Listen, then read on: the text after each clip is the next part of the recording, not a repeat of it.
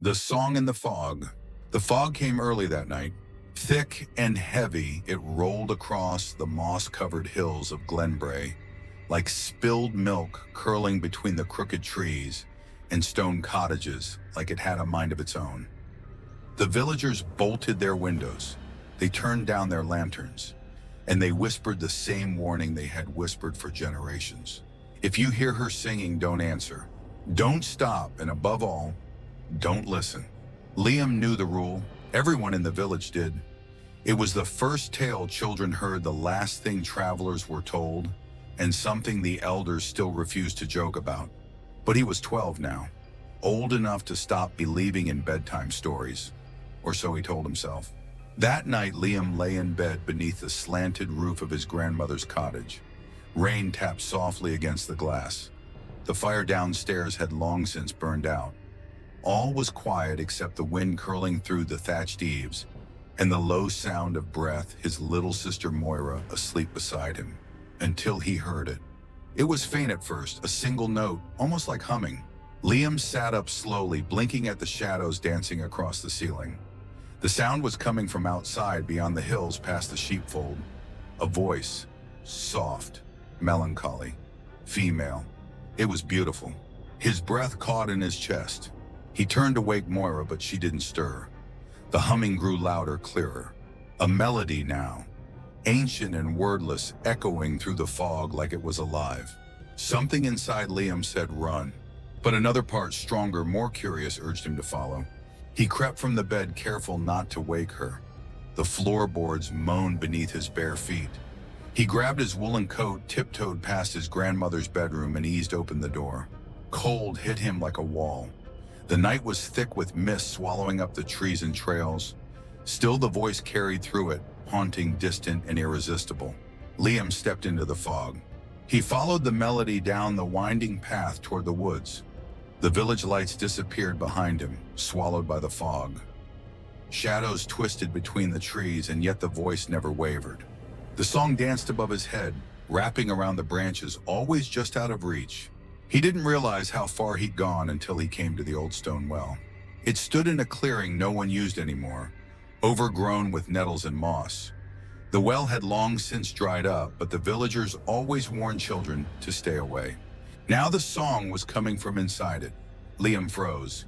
The notes echoed from deep within the stone shaft, clear and crystalline like water over glass. He stepped closer. His breath clouded the air. His fingers trembled as he reached out. Then Motiversa warned. A hand grabbed his shoulder. Liam spun around, heart in his throat. It was Mrs. Duncan, the village baker. Her graying hair was tucked into a scarf and her apron was dusted with flour. Her face, pale with fear, was streaked with sweat. "What in God's name are you doing here, boy?" she hissed. "I heard," Liam swallowed, "a woman singing." Mrs. Duncan didn't let go of his arm. She yanked him back hard. "You must never follow the song," she whispered fiercely. "Do you hear me? That's not a woman. That's a spirit, an echo."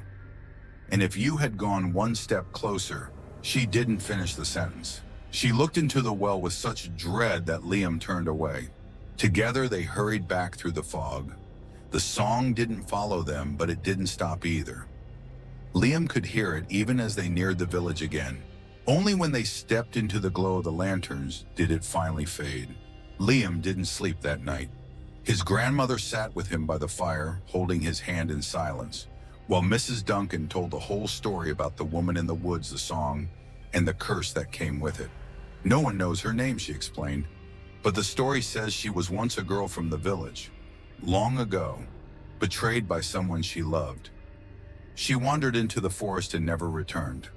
When they found her days later, she was dead, and her mouth was still open like she'd been singing when she died." Liam shivered. "They buried her in the woods," Mrs. Duncan continued, "but that same night her song began. People started hearing it. Some said she was trying to tell her story. Others said she was luring people to join her." "Did anyone ever go missing?" Liam asked. Mrs. Duncan looked into the fire. "Many. Over the next few days the fog lingered. People stayed indoors. Children were kept home from school. Even the animals seemed restless. Dogs barked at nothing, sheep refused to graze near the woods, and birds avoided the treetops." Liam couldn't stop thinking about the song. He heard it again the following night, softer this time, more mournful, almost like a lullaby. But he didn't leave his room. Instead, he pressed his pillow over his head and prayed for morning. When dawn came, something strange happened. A stranger arrived in the village. He was tall, thin, wrapped in a gray coat with mud-stained boots. He carried no luggage, no cart, just a leather satchel and a cane carved with odd markings. He called himself Mr. Arlen, said he was a historian, that he was researching local legends, asked specifically about the singing. People were wary, they didn't talk, not at first. But Liam watched him from the shadows. He saw Mr. Arlen visit the edge of the forest, take notes, record sounds, sketch trees in a journal. At one point, he even dropped a microphone into the old well and listened with his eyes closed. Something about him felt wrong. That night, the song returned, stronger, clearer, almost joyful. And that was when Moira began to hum. Liam sat bolt upright in bed. At first, he thought he was imagining it. But then she rolled over, eyes still shut, lips moving gently with the same tune he had heard from the woods. "Moira," he whispered. She didn't respond. He touched her shoulder. She jerked awake with a gasp, eyes wide and glassy. "I saw her," she whispered. "She was standing in the trees, and she was singing to me." Liam's blood ran cold. The next morning, he begged his grandmother to send for the priest. But the priest had left the village weeks ago. Illness, they said, or fear. Instead, they went to Mrs. Duncan. She took one look at Moira and her face turned gray. "She's been marked," she said. "It always begins in dreams. If we don't break the link, she'll follow the song next." "Break it," Hal Liam demanded. "There's an old charm," Mrs. Duncan said quietly, "but it hasn't been used in years, and someone will need to go back to the well." Liam volunteered. His grandmother wept. Mrs. Duncan gave him a silver thread, a small bell, and a pouch of black salt. "Tie the thread around your wrist. If you hear her, cover your ears. Don't let her voice enter your thoughts. And whatever you do, don't answer her, no matter what she says." Liam waited for nightfall. The fog was heavier than ever. The village disappeared behind him faster this time. He followed the same path past the sheepfold, through the twisted trees until the clearing opened before him. The well stood silent and waiting. No song yet. He stepped forward, sprinkled the salt in a circle, and placed the bell at the edge of the stone. His heart pounded. The silver thread around his wrist felt like ice. He whispered the words Mrs. Duncan had taught him. Nothing happened. Then he heard it. A voice. But it wasn't singing. It was his mother's. "Liam," the voice called softly. "Liam, darling, come here." Liam froze. His mother had died 2 winters ago. "Come to me, sweetheart. I've missed you." He shut his eyes, covered his ears. The voice changed now, Moira's. "Liam, help me. I'm lost. I'm cold. Please." Tears ran down his cheeks. Then came the singing. Soft, sweet, terrible. He reached blindly for the bell and rang it. The sound cut through the fog like lightning. The song stopped. The clearing was silent again. He opened his eyes and saw her. At the far edge of the trees, a figure in a white dress stood barefoot in the mist. Her face was hidden by tangled hair. Her lips, bloodless, were parted in song, but no sound came. She took one step forward, then vanished. Liam ran. The forest seemed to close behind him, the fog chasing his heels. But he didn't stop until he burst through the cottage door and fell into his grandmother's arms. Moira was awake. The humming had stopped. And for the first time in nights, the village was quiet. But Liam knew it wasn't over, because when he closed his eyes to sleep, he could still hear the melody. The legend of the girl in the woods. The fire crackled in the hearth, its orange light flickering across the worn stone walls of the cottage. Rain still whispered against the windows, and the thick fog hadn't lifted even by morning. Liam sat wrapped in a blanket on the old wooden bench, hands curled around a mug of lukewarm tea, but the cold from the forest still clung to his bones. Across from him, his grandmother stirred the flames, her eyes distant, like they saw something far older than the fire. "You saw her, didn't you?" she said softly, not looking up. Liam nodded. His voice came out as a whisper. "At the well. She didn't sing at first. She called my name, pretended to be Mum, Then Moira. He trailed off the memory, tightening his throat. His grandmother let out a long breath. It's begun again. Liam looked up. What is she? Why does she sing? His grandmother reached for the locket around her neck thumb, brushing its aged silver. Her voice lowered. She wasn't always a ghost. She was once a girl like any other. Her name was Elsa. Liam blinked. It was the first time anyone had ever said a name. You know her story.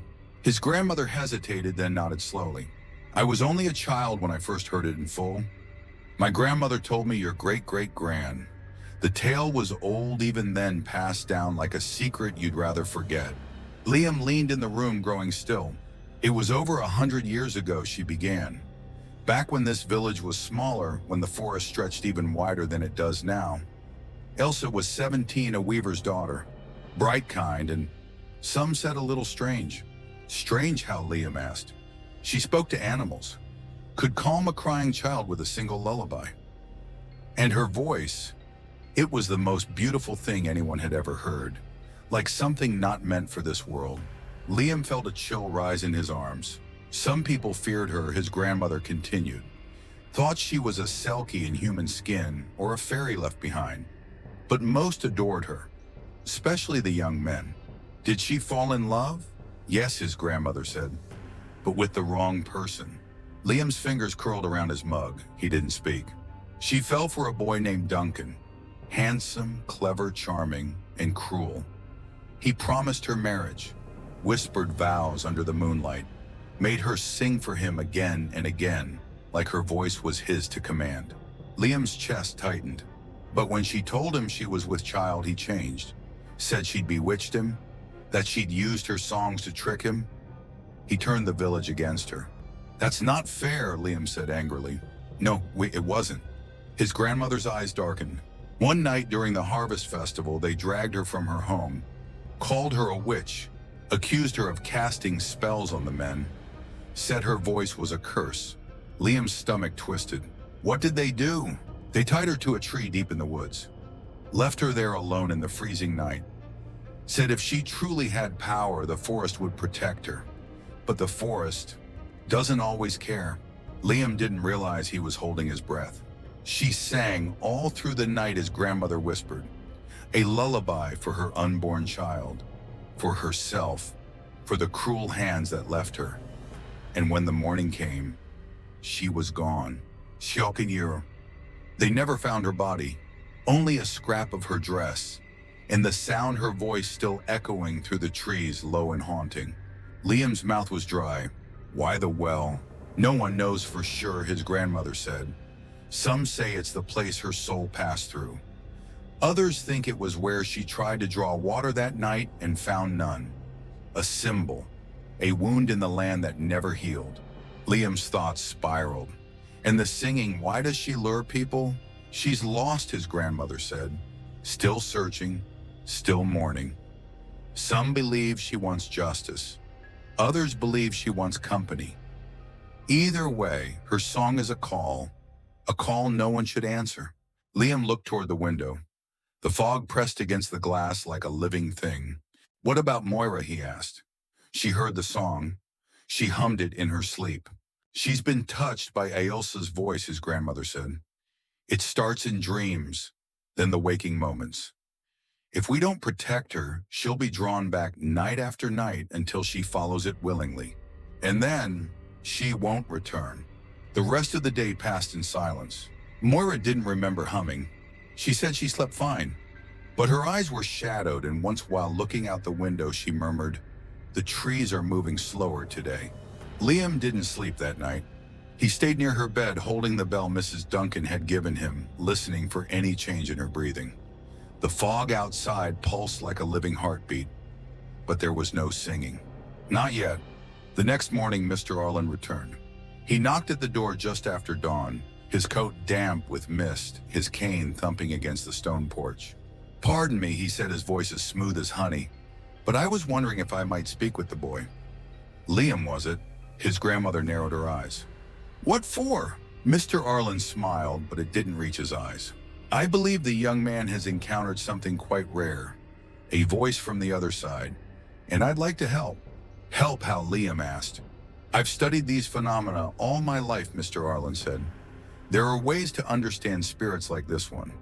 Ways to communicate. Liam stepped forward. What do you know about Ailsa? Something flickered in Mr. Arlen's expression. More than most, he said, but not everything. That's why I need your help. You've seen her. Liam hesitated. His grandmother spoke first. Whatever your intentions, Mr. Arlen, we don't need outsiders meddling with old pain. We've kept this village safe by staying silent, respecting her, leaving her be. Mr. Arlen tilted his head. And how long do you think silence will keep her satisfied? That night, Liam made a decision. He would go back. Not alone, not to confront her, but to understand. If he could find out what Ailsa wanted, what kept her bound to the woods, maybe he could save Moira. And maybe he could free Ailsa too. He prepared carefully. The silver thread again. The bell. A new charm from Mrs. Duncan, a dried clover wrapped in black wool. And Moira's small music box, which played the only lullaby their mother used to sing. He walked back to the well just before dusk. This time the fog seemed quieter, as though it recognized him. The air was still, the trees holding their breath. He placed the music box beside the stone edge and wound it gently. The melody tinkled through the clearing, soft and childlike. Notes that reminded him of safety, of home, and the forest responded. A breeze stirred the leaves. Then came the voice, Ailsa's voice. But she wasn't singing. She was weeping. Liam stepped forward, clutching the charm to his chest. Please, he said quietly, why are you still here? The well remained silent. I know what they did to you. I'm sorry. They were wrong. You didn't deserve it. A gust of wind spun around him. The trees groaned. I want to help, but you're hurting people. My sister, you can't keep doing this. The weeping grew louder. Then it turned into song, a different song this time. Slower, sadder, less like a trap, more like a requiem. And Liam saw her again. At the edge of the clearing, Ailsa, no longer hiding behind her hair. Her face was pale, beautiful, and streaked with sorrow. Her eyes held the weight of 100 years. She looked at Liam and whispered he lied. Liam nodded. I know. He left me, she said. Said he'd marry me, said he loved me. Her voice broke. And then, the rope, the cold. I sang so he would hear me. Liam's throat ached. He never came. No, she whispered, but someone did. Liam froze. What do you mean? Ailsa's form shimmered and the fog behind her rippled like something else moved within it. A second figure, taller, darker, indistinct. He took my voice, she said, twisted it. I'm not the one who sings now. Liam took a step back. What are you talking about? Ailsa reached toward him. I need your help. Then her face turned toward the trees, eyes wide with terror. He's here. The fog behind her split, and Liam saw something vast, something wrong. A shadow cloaked in smoke, tall as the trees with a grin that stretched far too wide. The song began again, but this time it wasn't beautiful. It was hollow, twisted, hungry. Liam grabbed the music box, the bell, and ran. Behind him, the song rose higher, and Elsa's scream was the last thing he heard before the forest swallowed it whole. The man who came back from the forest. It happened just after dawn. The village bell had not yet rung. The morning fog still hung low, curling through the cobbled paths like a cat winding around forgotten shoes. Most of the town was still asleep, tucked away behind heavy curtains and locked doors. Then came the knock. Not at Liam's cottage, but at the chapel. Father Kane, the caretaker of the now empty chapel, was the one who saw him first. A shape in the mist standing perfectly still beneath the crumbling stone arch. A man, wet from the knees down, hands trembling, lips chapped and blue, and eyes one enmushed, empty. Liam and Moira heard the rumors an hour later. A man had returned, a man everyone had forgotten. But Liam hadn't forgotten. 3 years ago, on a fog-heavy night, much like this one, Thomas Ewan, the blacksmith's son, had gone into the forest on a dare. He never came back, until now. They found him seated inside the chapel near the back pew, staring straight ahead. Not speaking, not blinking, not even shivering despite his damp clothes and the chill. Mrs. Duncan crossed herself 3 times before whispering to Liam and his grandmother. He hasn't said a word, just sits there, like the forest carved him out and sent him back. Liam felt his throat tighten. He remembered Thomas, a little older, loud, always laughing, known for swinging an axe harder than anyone and always up for a dare. The figure in the pew looked like a ghost of that boy. His beard had grown in patchy and long. His skin was pale and waxy. His eyes, Liam couldn't stop looking at the eyes. They were wide open, fixed, as if still seeing something no one else could. "What's wrong with him?" Liam whispered. No one had an answer. By mid-morning, the village was buzzing. Whispers filled the lanes, questions no one dared say too loudly. Where had he been? Why had he come back now? And what had he seen? That evening, Mr. Arlen appeared at the chapel. He stood at the edge of the doorway, watching Thomas like a scholar observing a specimen. After a long silence, he pulled out a small tuning fork and struck it gently against his cane. The note hung in the air, clear, pure. And Thomas flinched, only for a second, but Liam saw it. Arlen's eyes narrowed. "Interesting," he murmured. "He still hears music." Then he turned to leave, muttering something Liam only barely caught. "The mark doesn't fade, it waits." That night, Liam sat with his grandmother again, the fire burning low between them. "He's not the first," she said quietly. Liam looked up. "What do you mean?" "Others have returned," she said. "Not many, and never the same. They vanish into the fog, and if they come back at all, they come back like husks, pieces of them gone." Liam swallowed. "Like Elsa took something from them. Maybe, or maybe she's just the bait."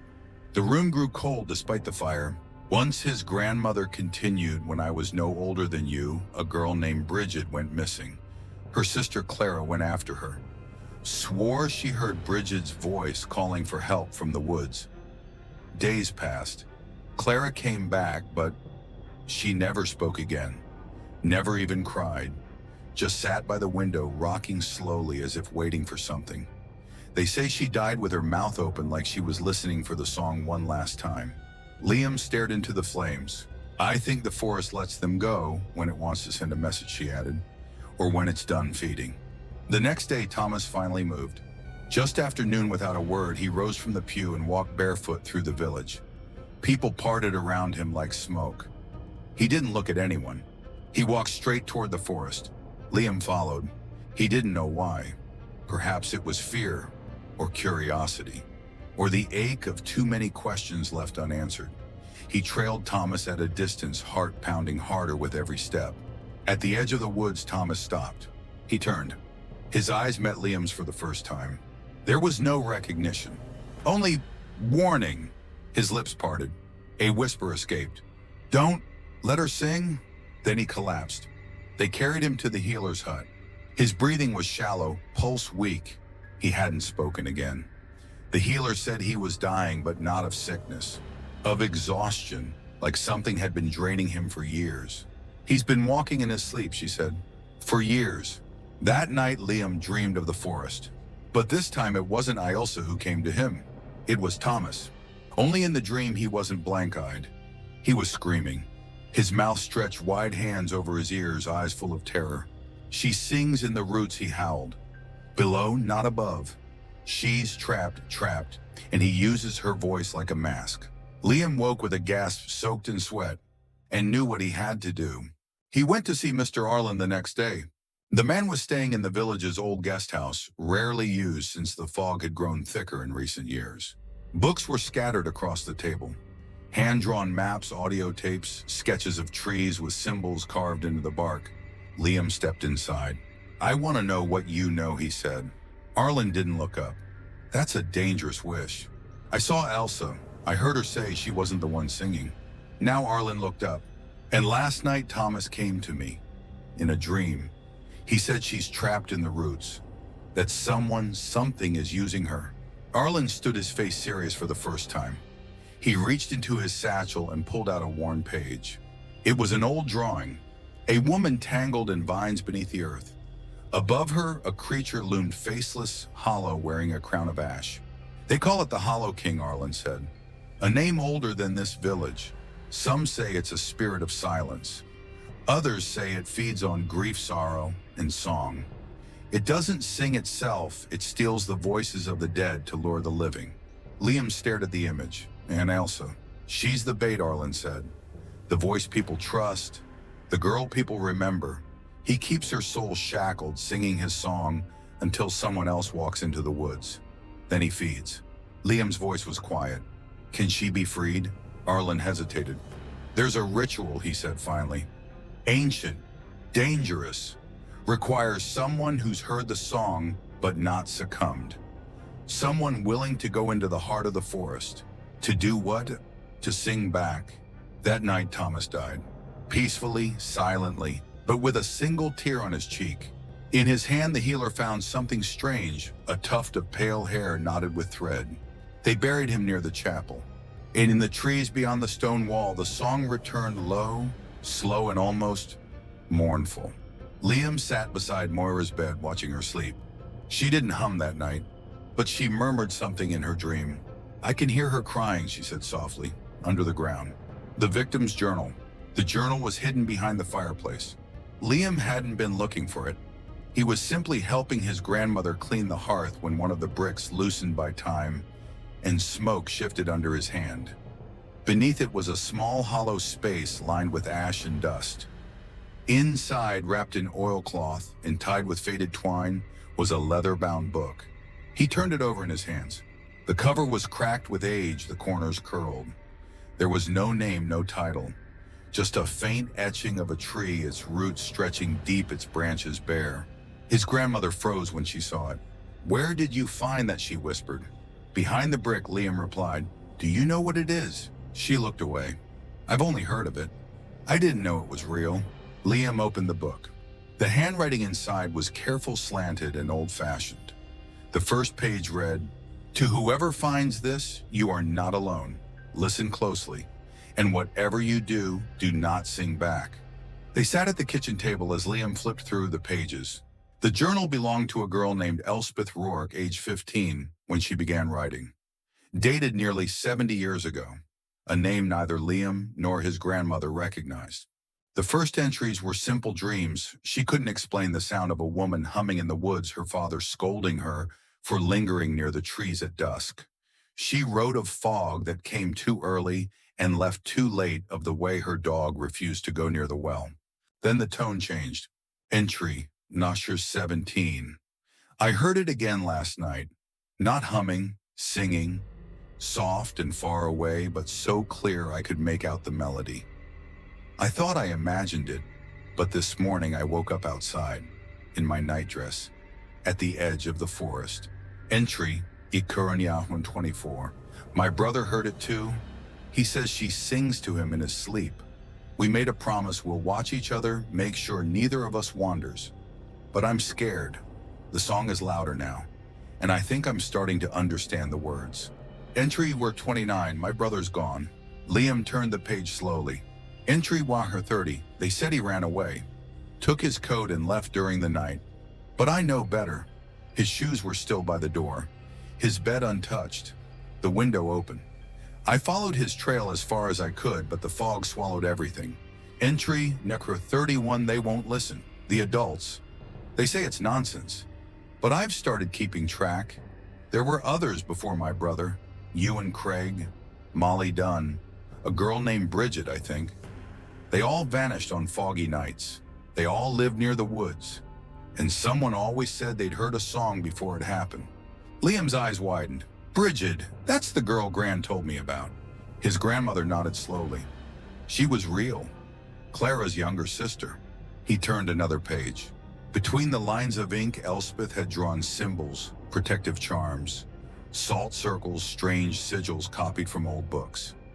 In the margins, she listed dates, names, patterns. Each name was followed by a fog-thick night, a vague report of singing, a disappearance. There were dozens. The final entries chilled Liam to the bone. Entry 40. He came to me last night. Not the girl, not the one who sings. Something else. Taller, watching. I couldn't move. I couldn't speak. but I heard it in my head. Your voice is enough. Soon you'll come to me. Entry number 42. I've made a plan. I'm leaving this journal behind in case I don't return.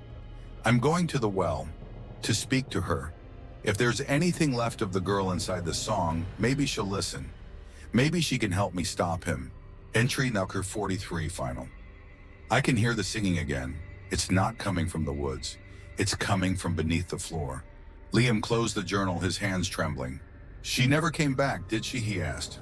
His grandmother didn't answer. She didn't have to.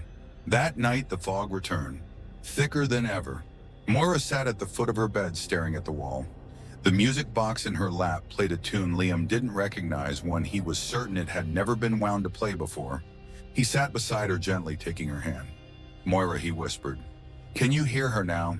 She nodded slowly. She's not alone anymore. What do you mean? There's a man with her, in the roots. He doesn't sing, he listens. And when you answer, he opens the door. Liam felt the blood drain from his face. She's scared, Moira added, but she can't stop. He makes her sing, over and over. And when she tries to be silent, he shows her things. Bad things. What things? Der Mosin was through. Moira's voice dropped to a whisper. You, me, burning. Liam returned to the journal. He flipped back to the pages with the symbols, scanning them for something, anything that might help. One of the drawings caught his eye. A ring made of salt, yes, but not a circle. It was in the shape of a spiral with 4 iron nails placed at each corner of the house, pointing outward. In the center was a charm made of hair string and silver. He ran to the bookshelf, pulling out his grandmother's old folk remedy books. Then to the chest near the stove where dried herbs and roots were kept. His grandmother, startled by his urgency, stood in the doorway. What are you doing? I think I can protect us, Liam said, at least for tonight. Together they followed Elspeth's instructions. Salt spiral, nails, hair from Liam and Moira tied with red thread and placed inside a silver locket. The charm hung from the window, swaying gently in the breeze. As the fog thickened outside, the house felt heavier, as if something was pressing against the walls trying to listen in. But the singing never came. Not that night. The next morning, Liam went to the chapel. Mr. Arlen was already there, studying the stone walls with a curious expression. He turned when Liam entered. I know her name, Liam said. Arlen raised an eyebrow. Ilsa's. No, another. Elspeth. She knew. She kept records, patterns, rituals. She tried to stop it. Arlen's face changed. He walked forward slowly. Where did you hear that name? I found her journal. She said the voice isn't always coming from the forest. Sometimes it's beneath the ground. And she was right. Liam pulled the journal from his satchel and handed it over. Arlen flipped through it quickly, then stopped at the final entry. His jaw clenched. I've seen this before, he muttered. Not here, but in another village. Ireland. Same signs, same disappearances. There was a girl there too, Saoirse. She wrote things like this about a man who listened in the dark. What happened to her? She vanished. Liam stared at him. What does he want? He asked. Arlen looked up. He doesn't want anything. Then why is he doing this? He feeds on grief, on longing, on the ache inside people who go looking for something they lost. The voice is just the hook. Can we stop him? Arlen closed the journal and slipped it into his coat. If she's still down there, he said, trapped beneath him, we might have a chance. But how? We go to the place where the singing began. Liam swallowed. The well. No, Arlen said quietly, deeper. That evening, Liam stood at the edge of the spiral salt ring, staring into the trees. Moira slept soundly at last, but the fog was thick again. He could feel it waiting. Then from somewhere far below the earth, he heard it. The faintest note, a voice raw with sorrow, singing, not from the woods, from beneath his feet, the voice in her dreams. Isla McRae had never been a sleepwalker. She was the type to sleep deeply curled beneath piles of blankets, her breathing soft and steady. Her dreams were usually boring school tests, Summerfield's awkward silences with her mother over dinner. But that week something changed. It began the night after Thomas Ewan's funeral. The fog had rolled in thicker than she'd ever seen, so thick she could barely see the lamppost outside her bedroom window. She remembered falling asleep with her earbuds in, trying to drown out the silence with the soft thrum of piano music. At some point, she took the earbuds out. She didn't remember doing it. She just knew that suddenly she could hear a voice. In the dream, she was in the forest. Everything was tinted blue and gray, like twilight that never ended.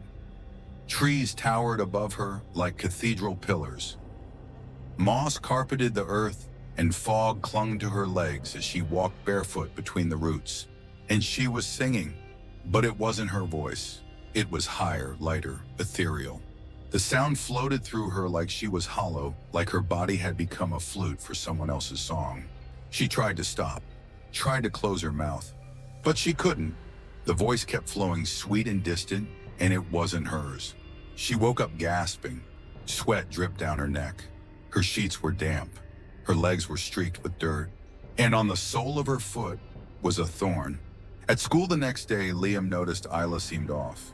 Normally, she was quick-witted, sarcastic, confident enough to challenge teachers, but kind enough to help Moira carry her books when the little girl came to visit. But now she looked pale, distracted. She jumped whenever someone dropped a book or closed a locker too loudly. Liam waited until lunch to approach her. They sat near the edge of the field where the fog still hovered low over the grass despite the sun overhead. "You okay?" he asked. Isla didn't answer at first. Then she glanced at him, eyes uncertain. "I think something's wrong with me." Liam's heart skipped. "What do you mean?" Sirnanon. "I had a dream. Last night, I was in the forest, and I was singing, but it wasn't me." Her voice dropped. "It was like something else was inside me, using me like a puppet. I couldn't stop, couldn't close my mouth." Liam's blood ran cold. "Did you follow the voice? One?" She shook her head. "I was the voice." That night, Isla didn't want to go home. Liam brought her to his grandmother's cottage. They sat by the hearth while Mrs. Duncan arrived, her apron dusted in flour, her hair tied back in a scarf. When Isla explained what she remembered, Mrs. Duncan grew quiet. "You've been marked," she said simply. "Like Moira?" Liam asked. Mrs. Duncan nodded. "But this is different, more dangerous." "Why?" "Because the voice is now using her," she said. "That means she's no longer just hearing it. She's becoming a conduit." Isla stared. "A what?" "A vessel, a mouthpiece. That's how he gets stronger. Through song. Through those who carry the melody while they sleep. One voice becomes two. Two become four." Liam leaned forward. "Can we stop it?" "There's a way," Mrs. Duncan said, "but it's risky." She opened her old satchel and pulled out a bundle of herbs and a vial of thick black liquid. "A waking draft," she explained. "It'll allow you to enter a shared dream walk into hers, but only briefly. You'll need to anchor yourself to something real. And if you stay too long..." She didn't finish the sentence. That night, Liam and Isla prepared. They drank the draft at the same time, sitting across from one another, hands lightly touching with a circle of salt around their chairs. The world swam. The room melted. And suddenly, Liam was in the forest. It was darker than before. The trees seemed twisted. Their bark bled black sap. Above him, the sky shimmered with greenish clouds that pulsed like veins. He could hear her singing. Not Isla. The voice. Ilsa. Or what remained of her. He followed the sound weaving between the trees until he came to a clearing. Isla stood in the center. Her back was to him. Her dress was soaked. Her hair hung limp over her face. And from her mouth, the song flowed like mist. He stepped forward. "Isla." She didn't respond. He grabbed her hand. Her eyes snapped open, and they were not her eyes. They were empty, white, and smiling. Too late, the thing inside her whispered. Then the world shattered. Liam woke on the floor. Moira was shaking him. His grandmother was chanting softly. Hila sat slumped in her chair, breathing shallowly. The salt circle had broken. One of the windows had cracked. Mrs. Duncan poured water into Isla's mouth and placed a charm over her chest. Slowly, or she came back. But something had followed her. For the next 3 days, Isla was mute. She didn't speak, didn't eat much. She simply sat at the window of Liam's cottage, staring into the fog. Sometimes her lips moved. mimicking a melody only she could hear. Mrs. Duncan tried everything: charms, herbs, old prayers whispered in forgotten tongues, but nothing changed. It was Moira who broke the silence. "I think I know where the roots are." Everyone turned to her. "In my dream," she said softly, "the trees bent down and the ground cracked open. There was a hollow place beneath, like a forgotten room." Mrs. Duncan's face turned grave. "The old tombs," she said. "What tombs?" Liam asked. "South of the village, past the ridge.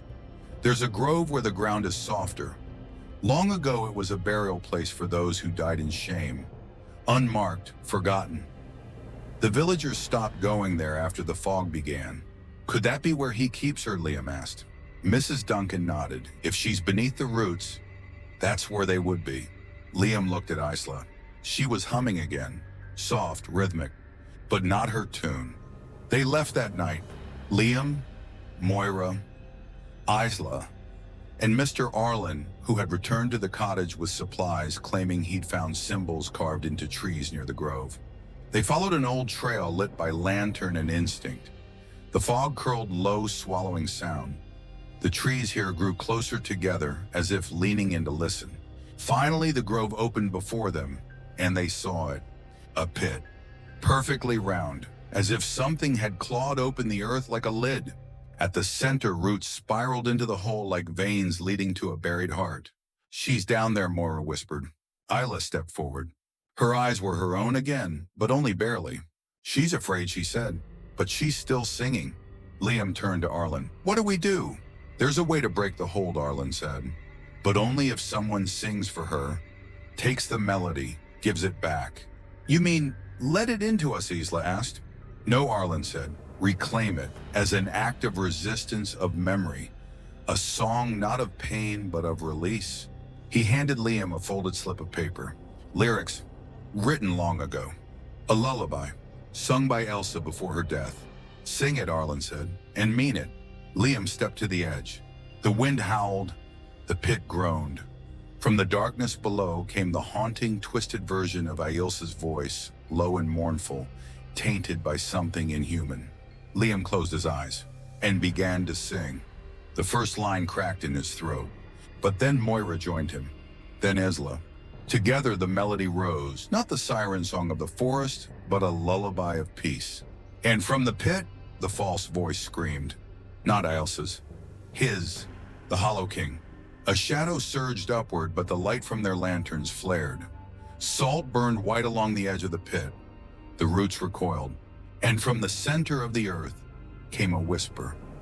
For the first few days after the ritual in the grove, everything felt lighter. The fog receded. Moira's dreams quieted. Isla began eating again. People in the village whispered about the change in the air, but didn't speak of the pit or the song.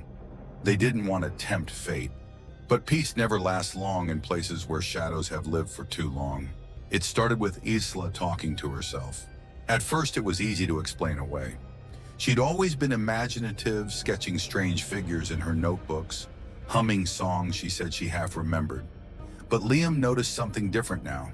Her conversations had weight, pauses, listening, like someone was talking back.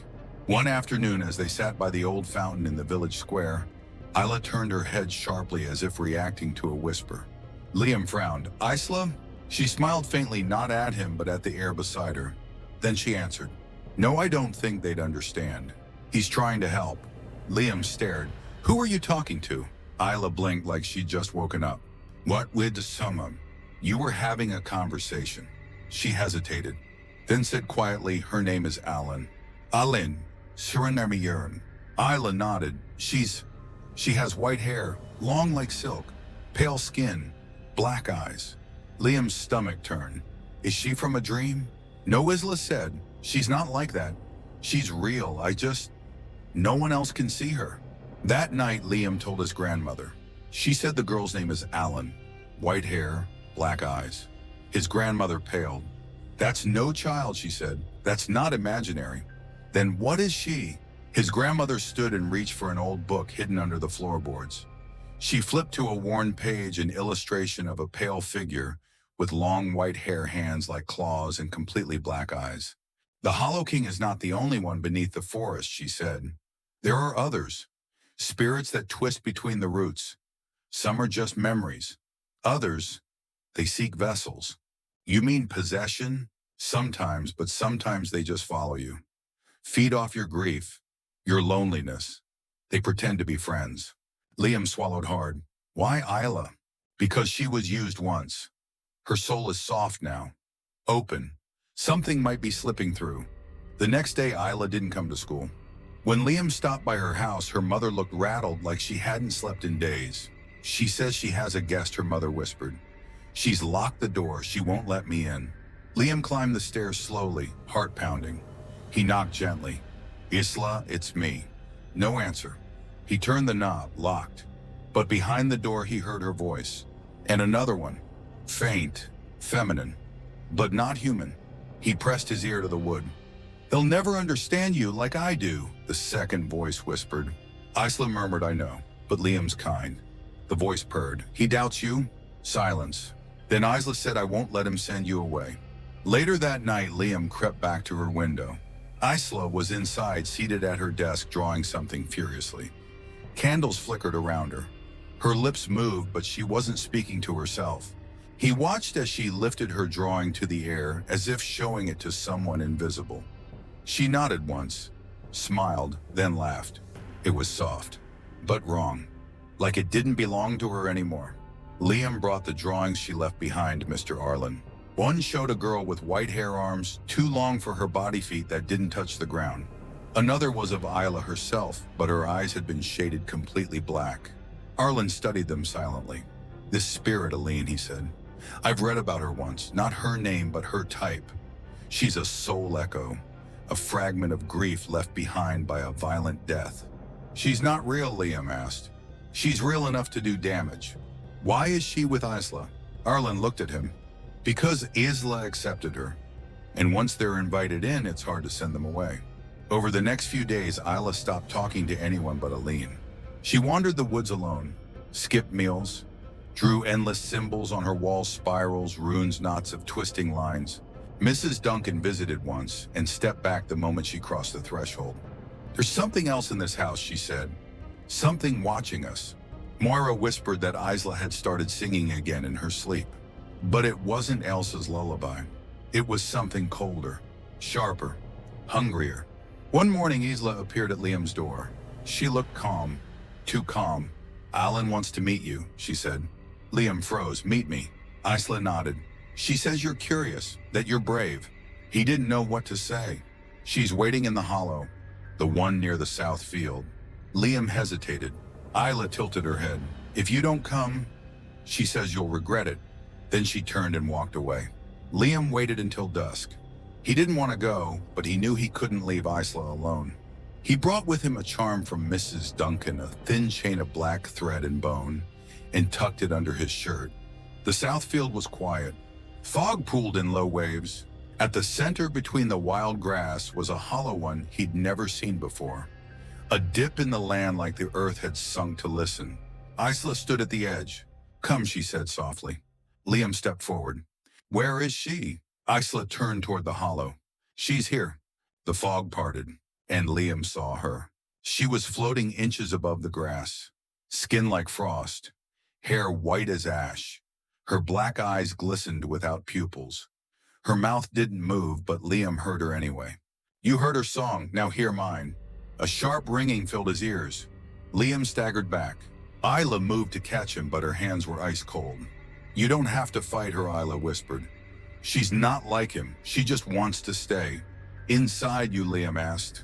Isla smiled faintly. She's already here. Liam's hand went to the charm under his shirt. Aylin's gaze flicked toward it. That won't save you, her voice hissed. Liam raised it anyway, clutching it tightly. The wind howled. Alan shrieked a sound like glass breaking underwater and vanished into the fog. Isla collapsed to her knees. They brought her to Mrs. Duncan's that night. She didn't speak for hours. When she finally did, her voice was weak, shaky. I didn't mean to let her in, she whispered. She was just kind at first. She said she could protect me. You were lonely, Liam said softly. That's how they get in. She's still in my head, Isla whispered. I can feel her. pacing. Moira slipped into the room and gently placed a ring of salt around the bed. Mrs. Duncan lit the herbs. Mr. Arlen whispered an old chant. And outside, when the fog rolled back, for now, the mysterious scratches. The first time Liam noticed the scratches, he thought they were from the brambles behind the cottage. He'd gone out the day before to fetch firewood, and the underbrush near the south field had grown thick and wild. But when he leaned forward over the basin and caught sight of his back in the mirror, something didn't feel right. There were 4 long marks, sharp and red, running diagonally from his right shoulder down to his spine. They looked deliberate, too clean to be accidental, too deep to ignore. He reached behind him, fingers trembling, and winced as he brushed over the swollen welts.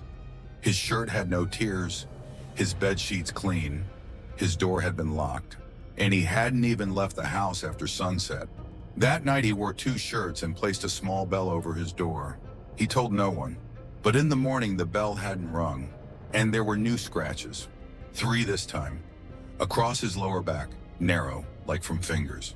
Like something had been reaching. By the 3rd morning the wounds bled. Mrs. Duncan gasped when she saw them. Her hands went cold as she pulled his shirt up and pressed a cloth gently to the latest marks. "These aren't human," she whispered. "Look at the curve, the taper of the claw." Liam gritted his teeth. Something's getting in. Into the room, into the house. Mrs. Duncan stood. "We need stronger protection." She reached for the cupboard above the hearth and pulled out a locked wooden box. Inside was a bundle of silver-threaded rope, dried thistle, and a small vial of thick amber oil. "These were meant for emergencies," she said. Liam stared at her. "Isn't this an emergency?" She didn't answer. That night they bound the windows with silver thread and rubbed the oil into the doorframe. The thistle was burned in the fireplace, and the smoke filled the house with a strange, bitter scent that made Liam's nose itch and his head feel heavy. But he slept. No dreams, no voice, and no pain. When he woke, the bell was untouched, and there were no new scratches. For the first time in days, he felt safe, until he went to the wash basin and lifted his shirt, and saw something else. Not scratches, symbols, carved faintly into his skin like someone had drawn with a fingernail just deep enough to leave a mark. A spiral surrounded by 2 lines. A rune he didn't recognize. He stepped back, breath catching in his throat. And on the window, in the condensation left from the night's cold, a single word drawn from the inside. "Mine." He ran to Mr. Arlen. The man studied the mark in silence, comparing it to sketches in his worn leather journal. "This isn't just a warning," Arlen said. "It's a claim. Claim. He's marked you, like a hunter marks prey. The Hollow King may have retreated, but his touch hasn't faded. Some part of him still lingers. But I thought we broke the ritual, freed Ailsa." "We did," Arlen said. "But freeing her may have cost something. These things never end cleanly." Liam looked down at the symbol again. It seemed darker now, like it had sunk under his skin. "What does he want?" he asked. Arlen closed the journal. "To finish what he started." That afternoon, Isla showed up on the doorstep. She looked better than she had in days, color back in her cheeks, her hands not trembling. But her eyes were still haunted. "I dreamed of you last night," she told Liam. "Me?" She nodded. "You were standing in the forest, and something behind you, big, tall, with long fingers." She paused, "And it was scratching you, over and over. But you didn't bleed. You just stood there, like you didn't know." Liam didn't speak. Isla sat beside him. "I think he's still looking for a way in." "To what?" "To you." That evening, Mrs. Duncan called a meeting. Liam, Isla, Moira. Arlen all gathered in the cottage's small sitting room, the fire crackling, low shadows dancing on the stone walls. "He's changing tactics," Mrs. Duncan said. "Before he used Elsa's voice to lure victims. But now he's lost her, and that means he's hunting the ones who broke the chain." Moira hugged her knees.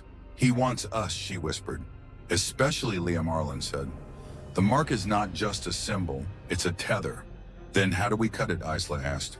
Mrs. Duncan hesitated. "There's a ritual, not to banish him, but to unmark the soul. to erase the bond. But it requires something dangerous. What? Liam asked. Confrontation, she said softly.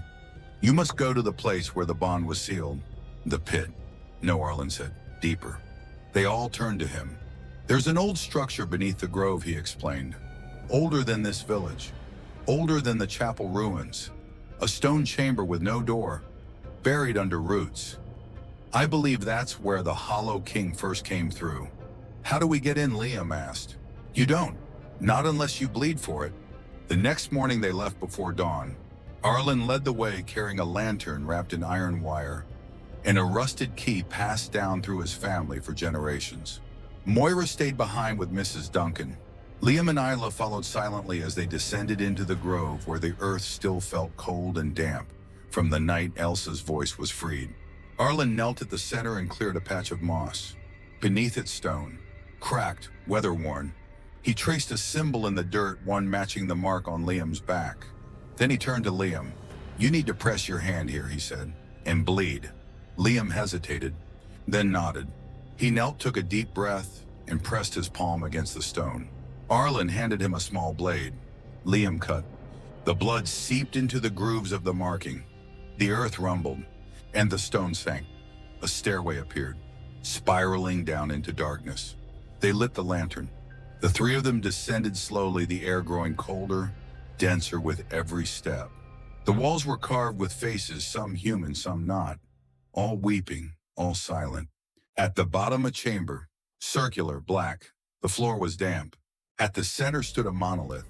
On it, a figure was carved in bas relief. Tall, cloaked, crowned. Its hands outstretched, one palm open, one closed into a fist. Liam felt the mark on his back burn. He's here, Isla whispered. Not his full form, but a piece, a remnant, still clinging.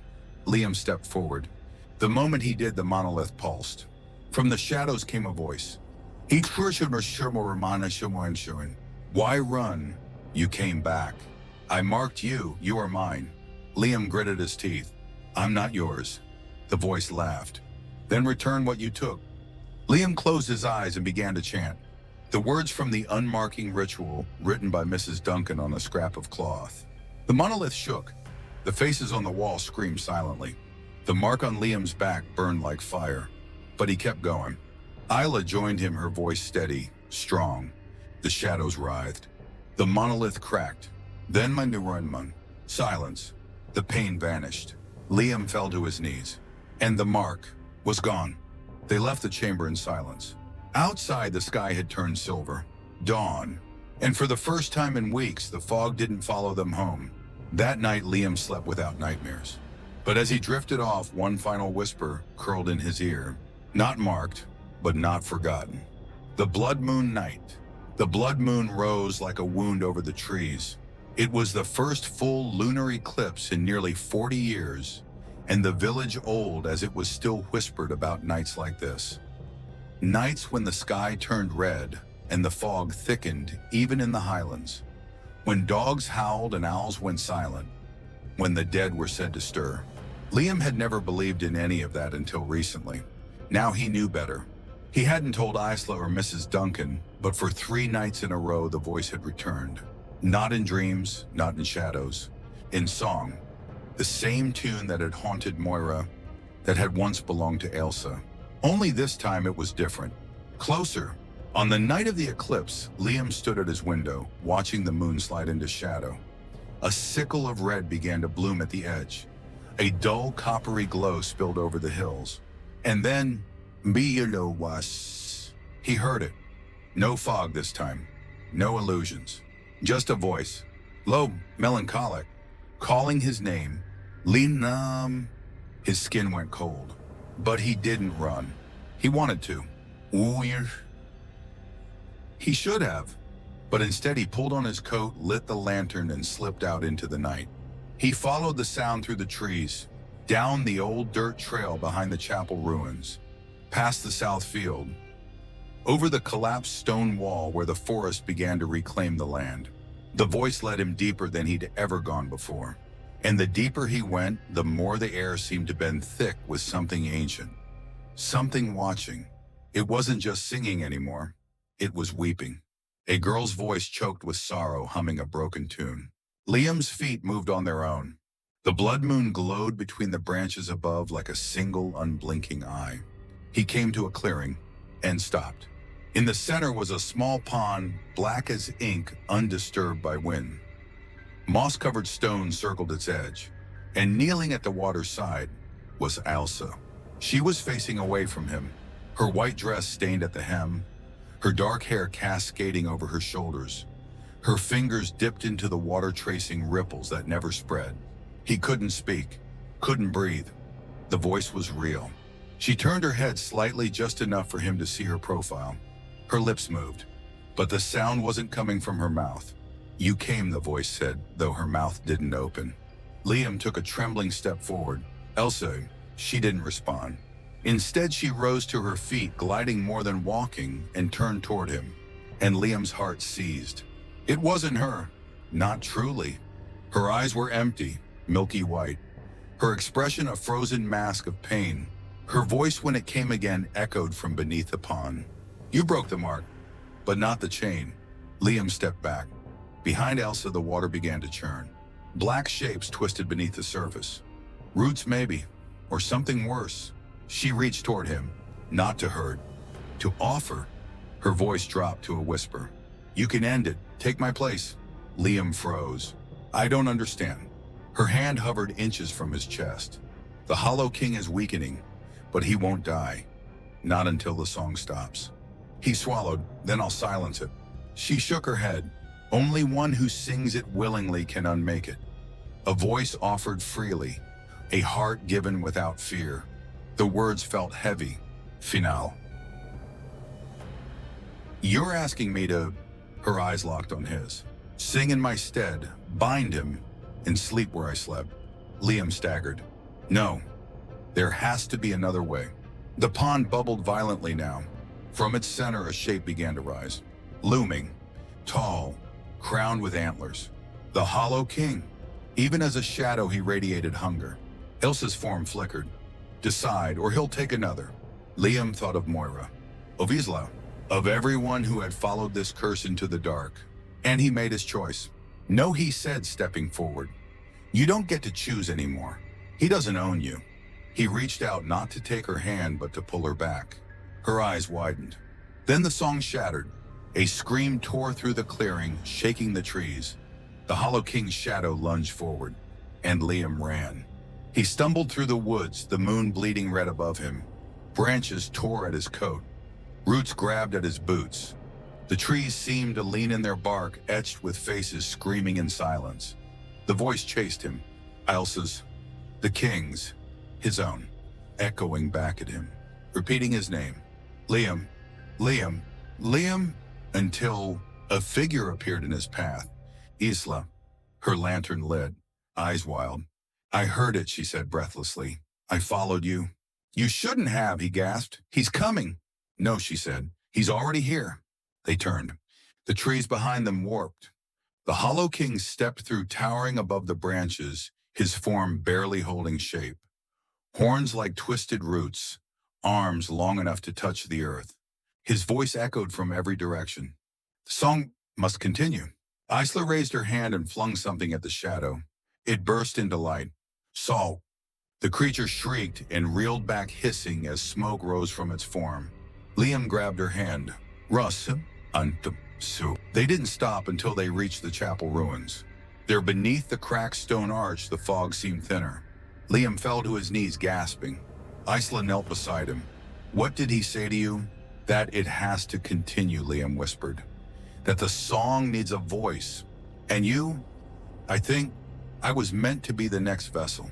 Isla's voice cracked. "Then we'll find another way. We'll finish this for good." Liam looked up at the sky. The blood moon was beginning to fade, but the air still trembled with song. At sunrise, they returned to the cottage. Mrs. Duncan and Mr. Arlen were waiting. He listened as Liam described what happened. Every word, every shadow, every offer.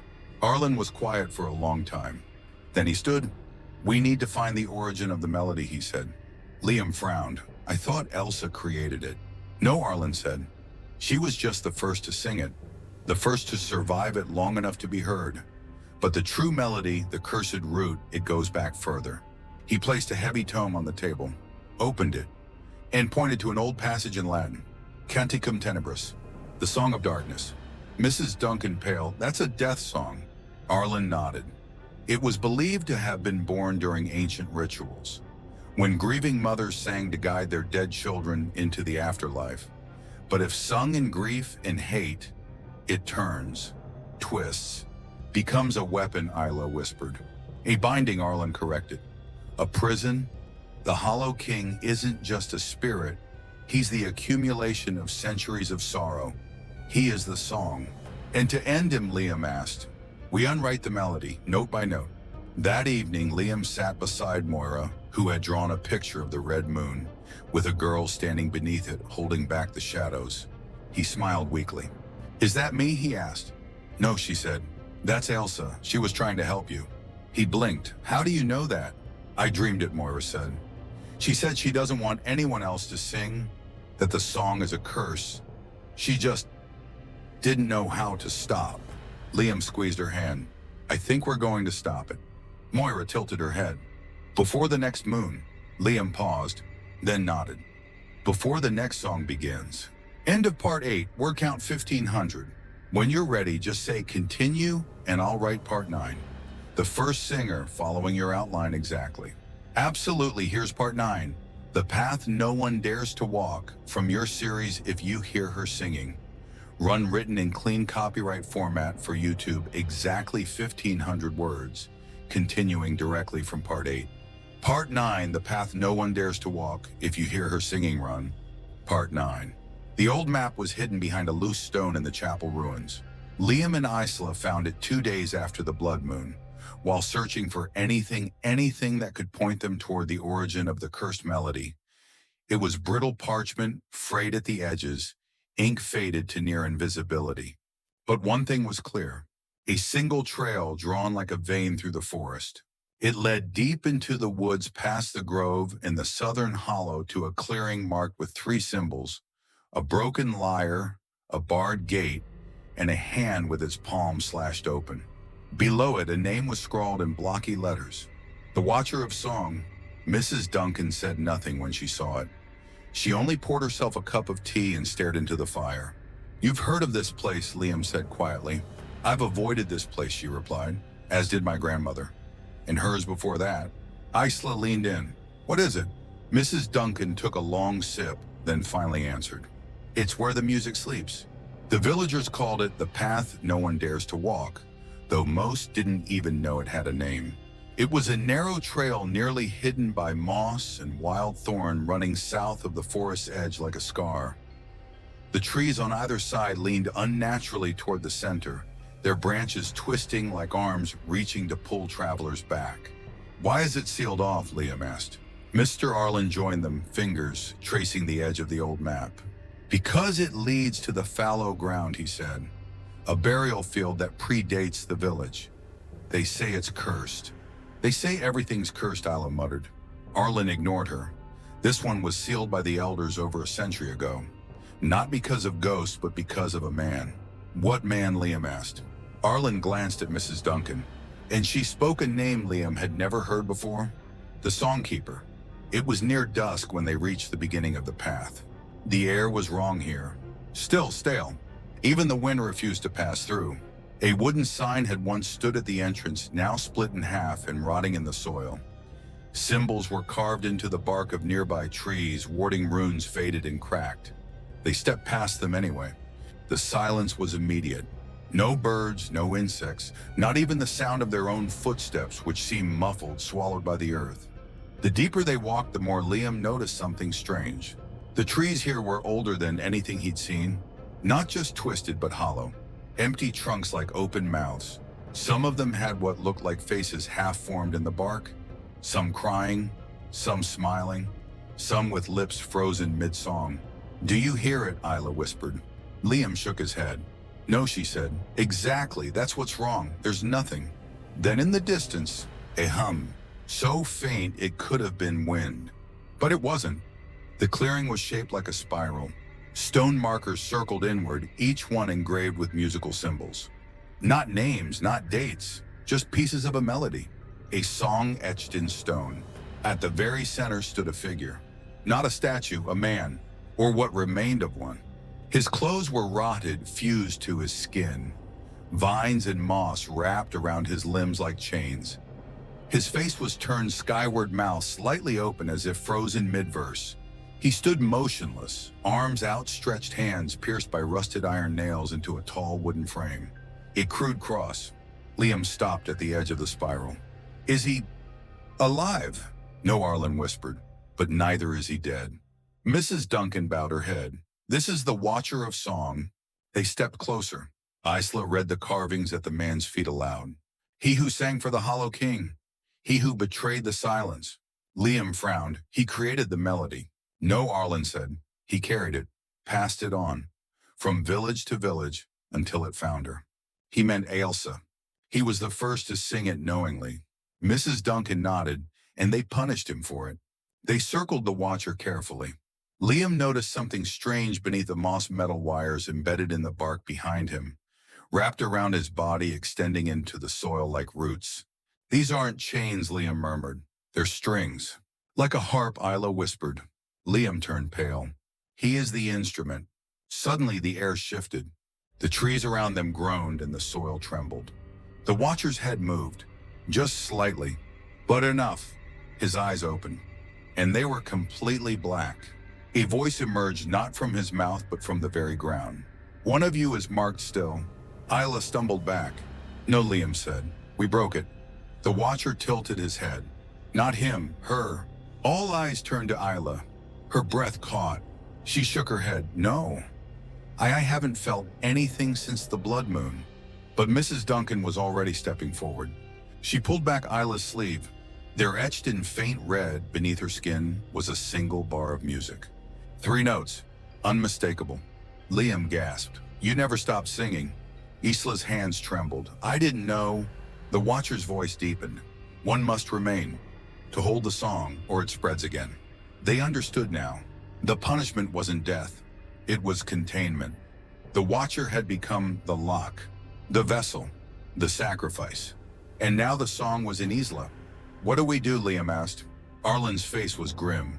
There's a ritual, a way to extract it, but it has a cost. Of course it does, Isla whispered. Memory, Mrs. Duncan said. You'll forget the music, but also everything tied to it, including... She didn't finish, but Isla looked at Liam. Everything we've been through. He nodded. All of it. She was silent, then stepped forward. I want it gone. They drew the salt circle beneath the Watcher's cross. Arlen placed stones at each corner, engraved with the same symbols found on the spiral markers. Mrs. Duncan burned herbs no one had used in decades, the smoke rising in plumes of gray and violet. Isla stood in the center, eyes closed, arms at her sides. Liam didn't move from the edge of the circle. He watched her closely, memorizing every detail. The way the wind curled her hair, the line between her brows, the strength in her stillness. He might forget all of this. She would too. But in this moment, he wanted to hold it. One last time. The ritual began. Arlen chanted. Mrs. Duncan whispered. And Isla began to hum. The melody rose from her like steam from water, slow, aching, heavy with sorrow. The Watcher responded. The strings behind him tightened. The spiral stones hummed. The trees sang, a low harmonic resonance that shook the ground. The song surged upward, then broke. The sound snapped like a wire pulled too tight. Isla collapsed. The wind stopped. The silence returned. Liam rushed to her. She blinked up at him. Are you all right? He asked. She frowned, then smiled faintly. Do I know you? His heart cracked. He nodded, eyes stinging. Yeah, he said quietly. Just from somewhere. She looked around, confused. Where are we? Just passing through, he whispered. Arlen helped her to her feet. Mrs. Duncan watched the Watcher, now fully still again. The song was gone, for now. But as they turned to leave the spiral, the trees whispered softly. A final note, barely audible. Like breath, she sang true. The buried past. The rain hadn't stopped in 3 days. Outside Mrs. Duncan's cottage, the roads turned to mud, and the forest trails flooded with runoff from the hills. But inside, beneath a dusty lantern, Liam carefully turned the brittle pages of the oldest book in the house, a ledger of perished records and buried secrets. They were searching for her. Not Elsa, not Esla, but the girl whose voice first echoed through the trees, the girl whose melody cursed the generations that followed, the girl no one had ever named. Until now. Arlen tapped his knuckle on the edge of the parchment. There, he said. Liam leaned in.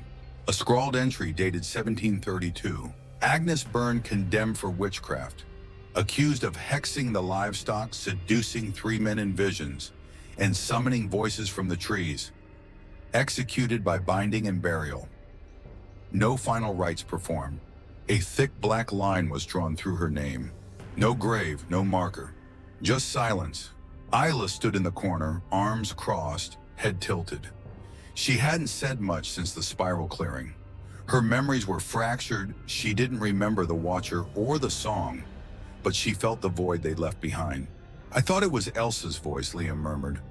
But Elsa was just caught in it. Arlen nodded grimly. She didn't create the song. She inherited it, like a knife passed down. Mrs. Duncan returned from the back room, holding something wrapped in velvet. I never thought I'd need this again, she said. Inside was a file bound in red string, the paper nearly falling apart from age.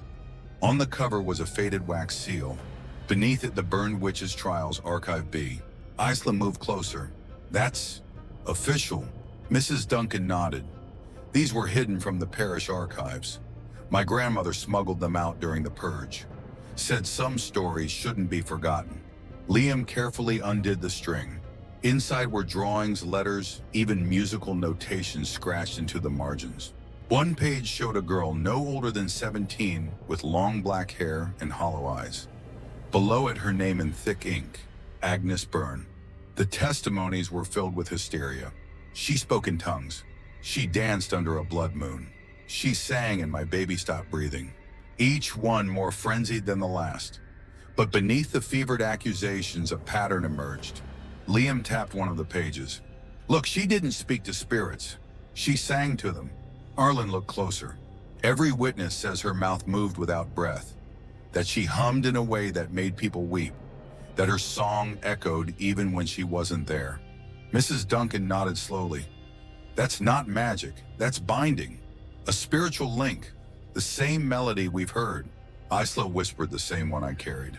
They found a note buried between the pages, written in Agnes's own hand. The ink was smudged, but the words were legible. They will not hear me. They will not see. So I sing and wait. And maybe one day someone will answer. Isla's hand trembled as she touched the parchment. She wasn't cursing them, she whispered. She was calling for help. The deeper they dug, the worse the story became. Agnes hadn't hexed the village. She had tried to protect it. The livestock that died. They had been drinking from a poison well. Agnes was the first to realize it. The visions, hallucinations caused by mold in the grain storage. The spirits she summoned were warnings, dreams she shared to try and save the children from a sickness spreading through the town. And for that, they called her a witch. They tied her hands, buried her alive beneath the church floor, and nailed the entry shut. And she sang until her last breath, not to curse, but to reach. Liam turned to the final page in the file. There was no signature, just a song, 4 measures long, simple, but unmistakable. The same melody they had heard again and again. There's something else, Mrs. Duncan said quietly. A legend, not from our village, but from the Hill Clan's ones that fled before the trials began. She retrieved a second book, this one, bound in leather and animal sinew. Inside were hand-drawn maps and oral histories passed down through generations. She flipped to a page halfway through. A girl of the earth, she read, born beneath the moon's eclipse, gifted with the voice to reach the dead, wrongly punished, her spirit fractured, bound in melody. She would return again and again through fire, fog, and song until her truth was heard. Liam looked at Isla. Do you think that's her? Mrs. Duncan nodded. I think Agnes never passed on. I think her soul was split, and the melody is what remains of her. Then every time someone hears the song Isla began, they're hearing her plea. They had to find her resting place. If they could bring her remains into the open, if they could perform a proper rite, maybe it would quiet the song for good. But there was a problem. The church had burned down in 1812. The fire had erased the building, the land records, even the foundation stones. Only the bell tower remained, a single rusted column of blackened stone at the far end of the cemetery. They went there the next morning. The rain had finally stopped, but the earth was still soaked and heavy. The cemetery was overgrown, most of the graves unreadable. But Mrs. Duncan led them to a broken marker beneath the bell. She pulled away the moss. Liam stared. There, barely visible, was the carving. B. No full name. No date. Just the initial. It's here, she whispered. She's here. They brought the candles, the salt, the thistle, and the song. Full melody, Agnes's final cry, had been transcribed and committed to memory. Liam stood over the grave. Isla beside him. Arlen and Mrs. Duncan flanked them, murmuring the old prayers.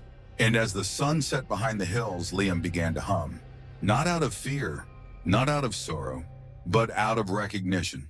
A voice once silenced, finally heard. Isla joined him. Then Arlen. Then Duncan. The wind stirred. The bell, silent for over a century, rang once. Clear, strong, and from beneath the earth came a sigh. Soft, relieved. The ground didn't open. No hand clawed upward.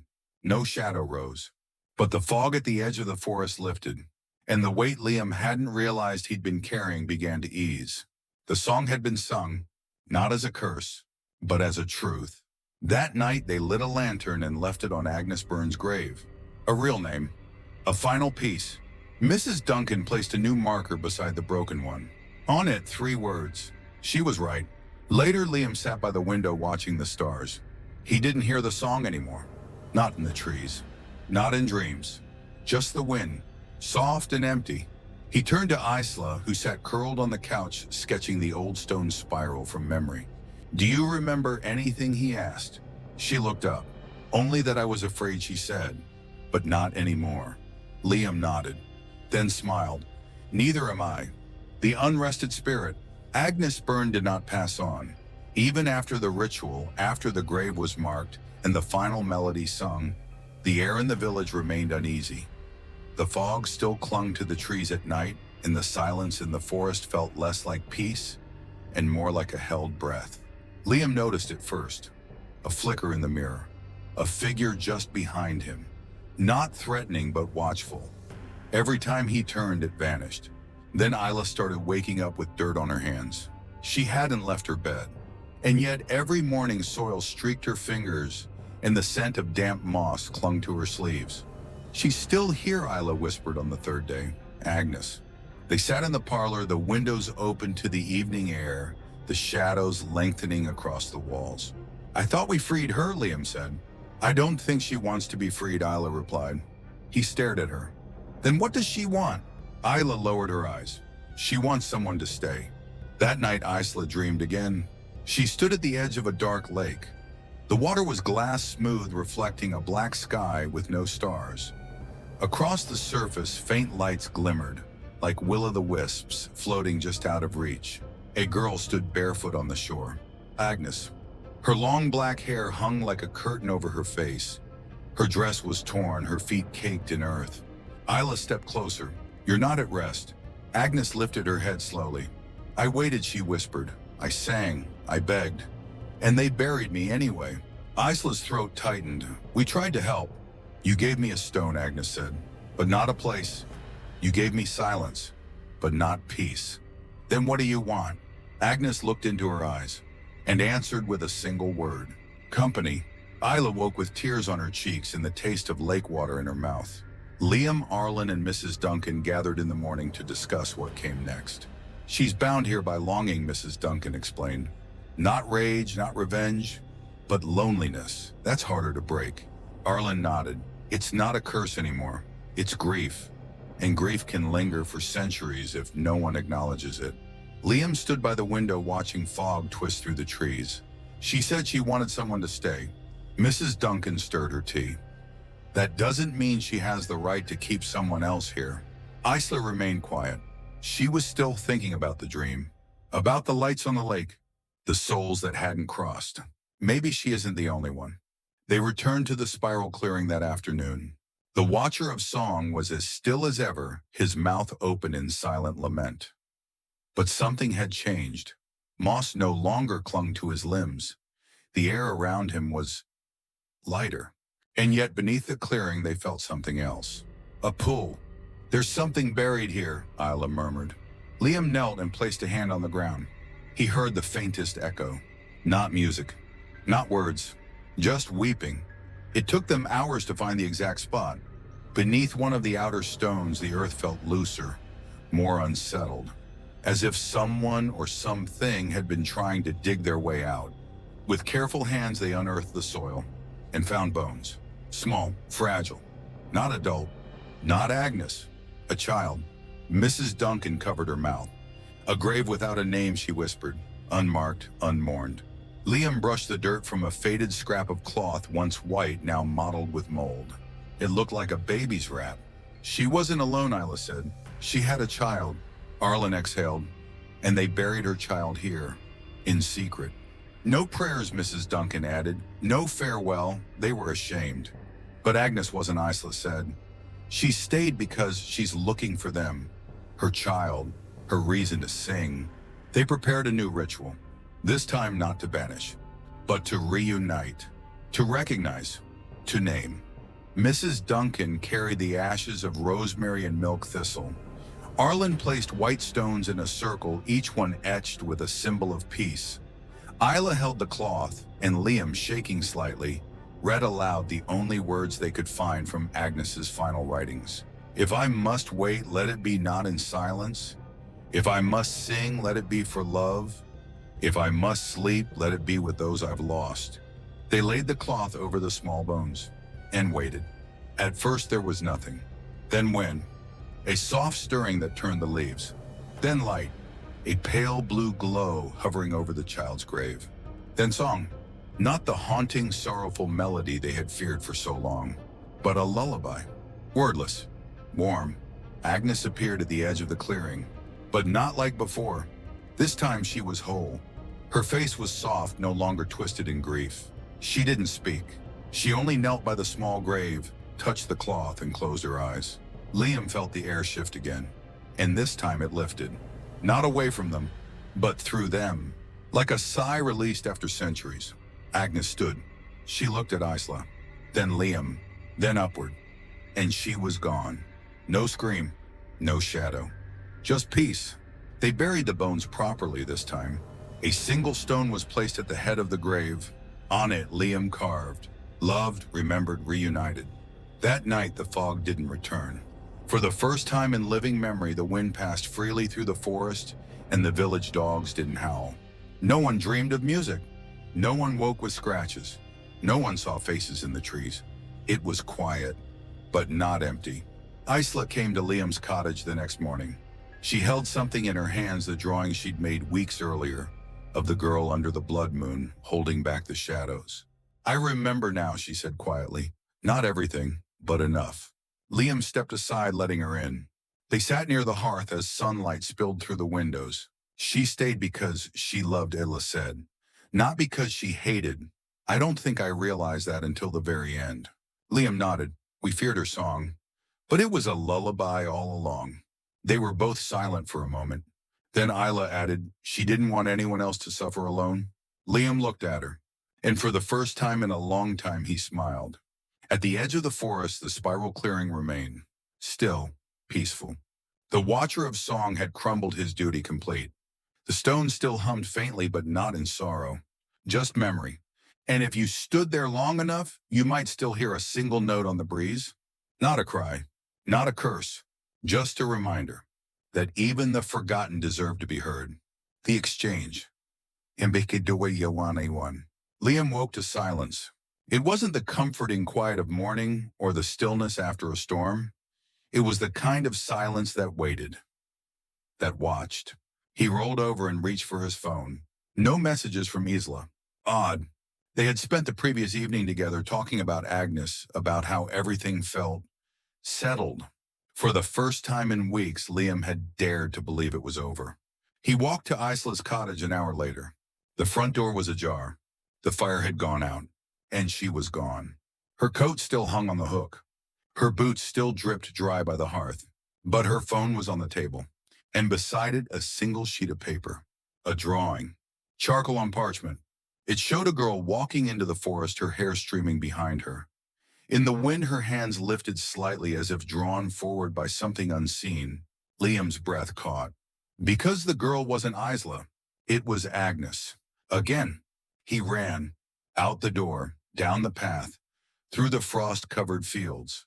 The early winter chill stung his cheeks, but he didn't stop. Not until he reached the edge of the woods, where he heard it. A voice. Clear, soft, familiar. Willow branches weep and sigh as stars fall dim from silver sky. It wasn't Agnes this time. It was Isla. She was singing. In the forest. He moved faster. Branches whipped past him, scratching his arms. Mud slicked beneath his feet. The song echoed between the trees, rising and falling like a memory refusing to fade. Come find me where the moonlight rests and put my weary soul to rest. Liam shouted her name. No response. Just that haunting melody. It wasn't a lullaby. It wasn't grief.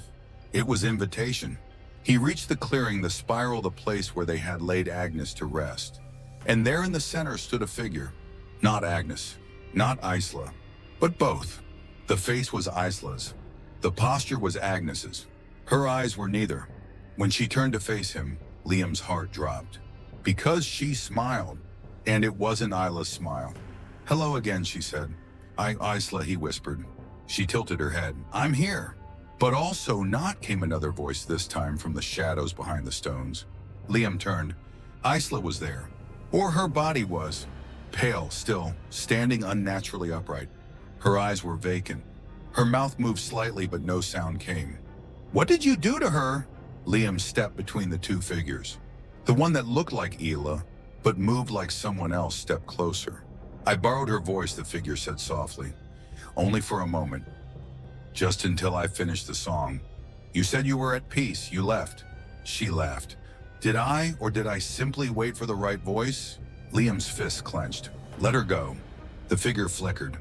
For the briefest moment, her skin cracked like porcelain, revealing something older beneath. Not anger, but hunger. I've been silent too long, she whispered.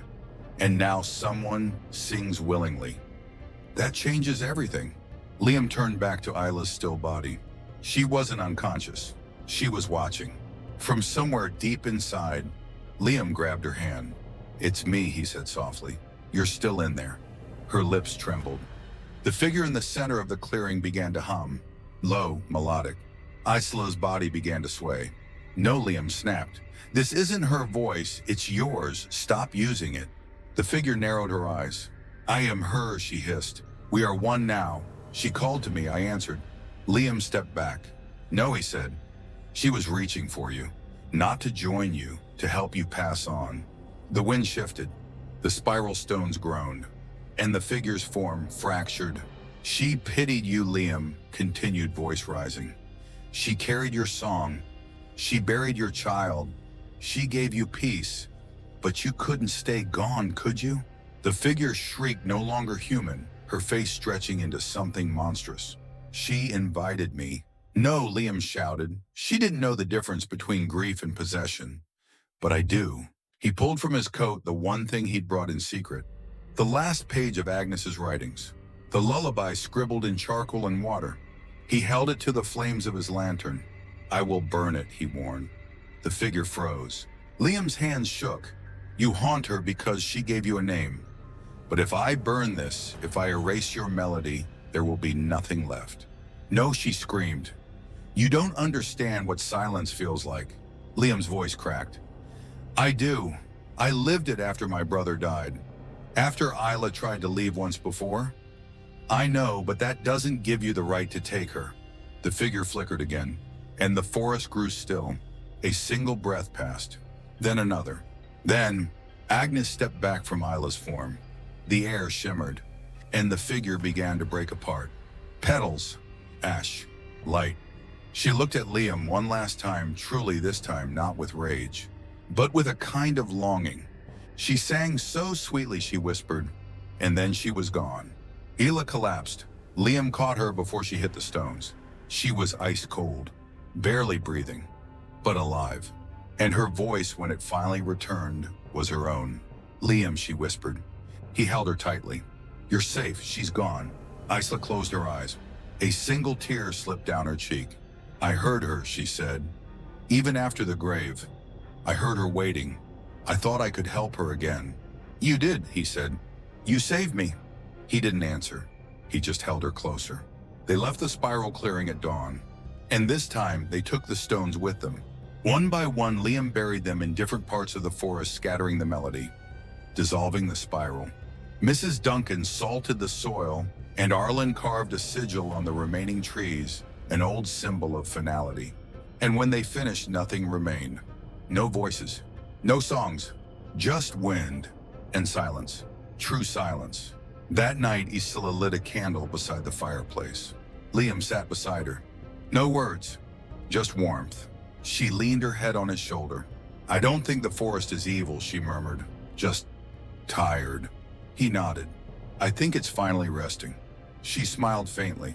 And in that moment, beneath the low flicker of the flame, with no song echoing through the windows, Liam finally believed it too. The face in the fog. The fog returned 3 days later. It rolled in just before dawn, thick, low, and unnaturally still, pressing against the windows of every cottage in the village, like breath on glass. No birds sang. The trees didn't sway. The wind didn't move. Liam woke with a start. His chest was tight, the air in the room heavy and damp. For a long moment, he couldn't tell if he was dreaming or awake. Then he saw the candle beside the bed burned all the way down. The wax melted into a white pool. He stood up. The fog had a smell this time. Earthy, sweet, faintly floral, like old perfume left too long on a forgotten shawl. He went to the window, and there, just beyond the garden gate, stood Isla. At least he thought it was her. She was turned slightly away, her hair loose and trailing in the mist. But something about the way she stood was off. Rigid, almost statuesque. Liam opened the door. Isla, he called. She didn't turn. He stepped forward barefoot on the wet grass. Isla, what are you doing out here? Still no answer. The closer he got, the colder the air became. Not a chill, but a deadness. The kind of cold that exists where life isn't welcome. He reached out and gently touched her shoulder. She turned, and Liam froze. It was her face, but not her eyes. They were empty, not blank, not dazed, empty. Black voids where her gaze should have been, as if her soul had taken 2 steps back and something else was looking through the glass. He stumbled backward, nearly slipping. Islam? She tilted her head, slowly, like a puppet on tangled strings. Then she smiled, and it wasn't her smile. Do you miss the song, she asked, voice soft as frost. Liam didn't answer. Because her voice, though shaped by Isla's mouth, wasn't Isla's either. It was older, familiar, terrible. Agnes, he breathed. She stepped toward him, each movement unnatural, as if her limbs hadn't yet remembered how to belong to a living person. You thought you scattered me, she said, but you didn't. You only scattered the melody, not the memory. He backed away. You were at peace. She smiled again. I was, but peace is cold and lonely, and she called me back. No, he said. Isla didn't. She would never. She dreamed of me, Agnes whispered. She missed me. You don't know what it means to be remembered by someone with a heart that aches. Liam's fist clenched. You tricked her. She invited me, Agnes said. Then her voice dropped. But she doesn't get to change her mind now. He turned and ran, back into the cottage, bolted the door. His hands shook as he yanked open the old chest by the fireplace, searching for the salt and iron. He was done with rituals, done with songs. But he knew what Agnes was now, a spirit no longer tethered by grief, but by desire. The candlelight flickered. A whisper curled against the windowpane, Liam. He froze. Isla, he said softly. If you can hear me, if any part of you is still inside, fight her. The whisper came again, but it was different this time. Run. He grabbed the iron bell and the string of rosemary beads and ran out the back. The fog swallowed him immediately. He could see only a foot ahead, maybe two, but he kept going. Toward Mrs. Duncan's house. She would know what to do. She always had. But when he arrived, the house was dark. The door stood wide open, and the fire was out. He called her name. No answer. Only the sound of something creaking upstairs. He stepped inside carefully, the floorboards moaning beneath his weight. Mrs. Duncan. Then movement behind him, a hand on his shoulder. He spun around and saw her. Mrs. Duncan stood in the doorway, pale and shaking a kitchen knife in her hand. I saw her, she whispered, in the mirror, wearing Isla's skin. I think she's still in there, Liam said. But we have to get her out before... What? He couldn't finish the sentence. Mrs. Duncan poured 3 circles of salt on the floor, one for Isla, one for Agnes, and one for the soul caught between. The only way to pull a spirit loose, she said, is to call its true name in its own voice. Liam frowned. That's impossible. Agnes is already in control. She's not fully anchored yet, Duncan said. If Isla can reclaim the melody, just one note, it may be enough to shatter the possession. But Isla doesn't remember the melody, Liam whispered. Mrs. Duncan looked at him. But you do. They prepared the circle at the chapel ruins. The fog seemed to avoid the crumbled stones swirling just beyond the perimeter. They lit 4 candles, placed rosemary at the corners, and drew the melody's opening line in salt on the stone floor. Liam stood at the center, holding Isla's scarf, the one she'd worn the day she first dreamed of the spiral. He hummed softly, just the first note, then the second, then, in Messerenoin, a figure appeared at the edge of the clearing. Isla, or Agnes, or both. She stepped forward, eyes locked on him. You called me, she said. I called her, he replied. And then he sang. It wasn't perfect. It cracked and wavered. But it was true. He sang the lullaby she once used to bring peace, the one Isla had hummed in the clearing, the one Agnes had written in desperation, not to curse, but to connect. For a moment, nothing happened. Then Isla gasped. Her hands flew to her throat, and she screamed.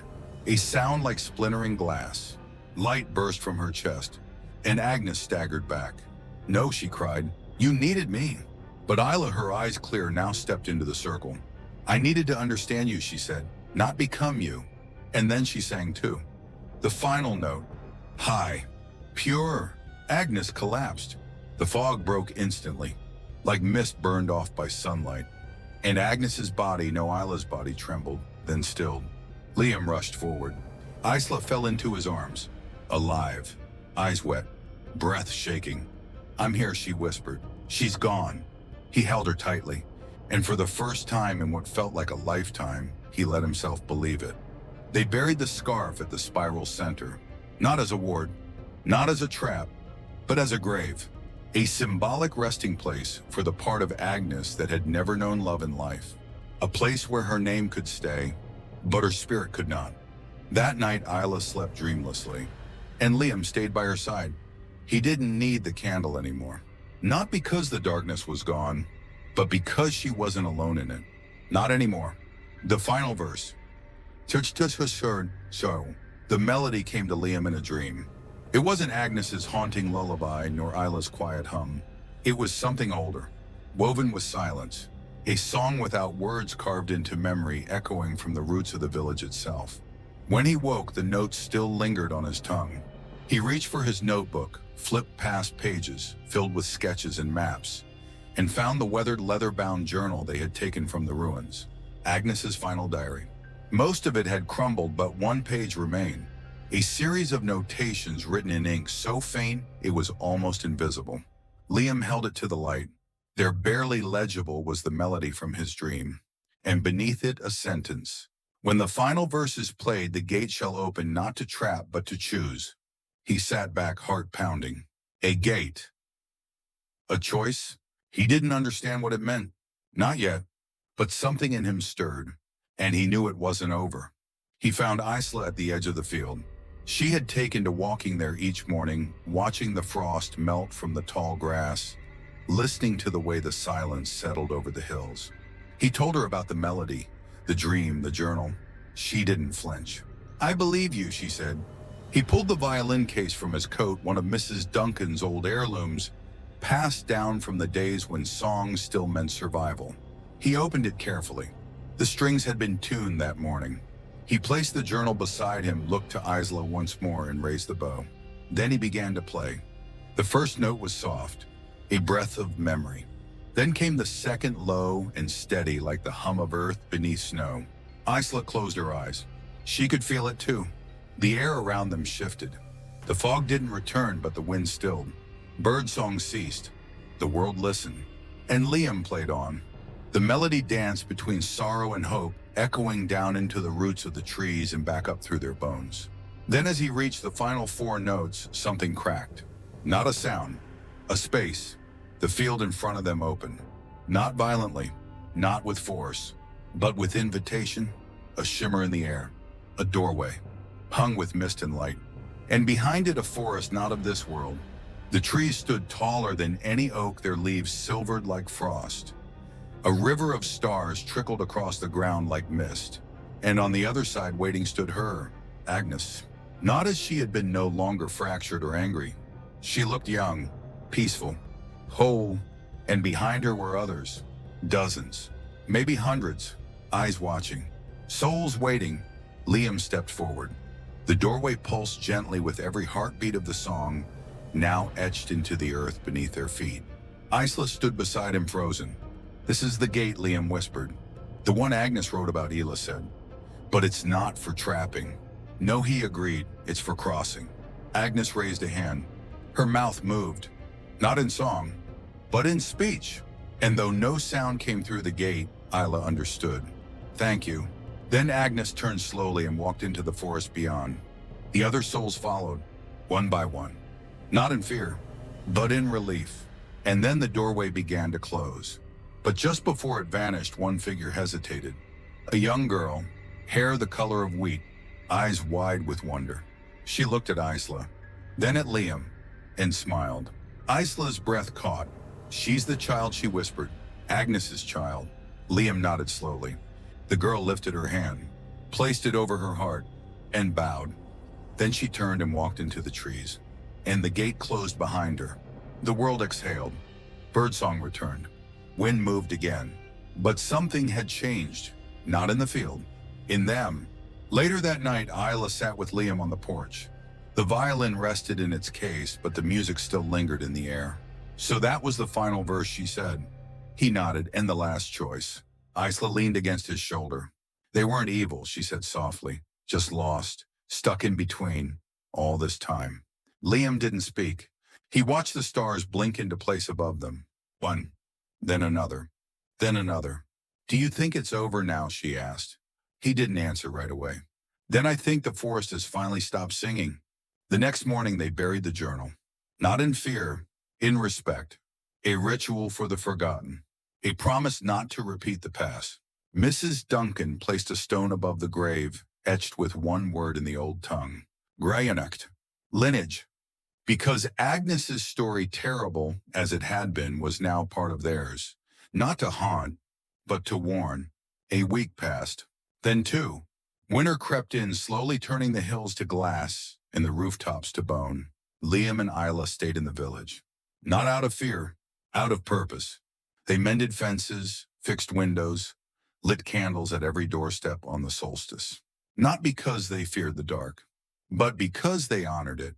And when the fog rolled in one early morning in January, neither of them flinched. Because the forest no longer whispered, it slept. Liam still dreamed of the melody sometimes, but never as a warning, always as a memory. A lullaby that had once begged to be heard and was now at rest. And in those dreams, he always stood on the edge of the silver forest, listening as Agnes and her daughter laughed beneath starlit trees. Not haunting, not weeping, just being together, free boat one. On the final page of his notebook, Liam wrote 6 words. Not for publication, not for proof, just for him. She sang, we heard, she slept. He closed the cover and let the silence sing instead. If you hear her singing, run. The fog returned on a Wednesday. It crept down from the highlands just after sundown, brushing through the fields and winding down narrow lanes, soft and silver like breath.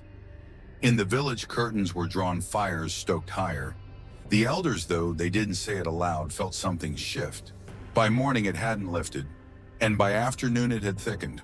A silence fell across the land, the kind that pressed against your ears and made your breath sound too loud. Birds were gone. Even the sheep huddled strangely close to the stone walls, bleating once, then falling still. At the edge of the forest, a boy named Roy played alone in his yard. He was 7, thin-legged, sharp-eyed, and curious in the way that children in quiet villages always are. He had never heard the stories, at least not the real ones.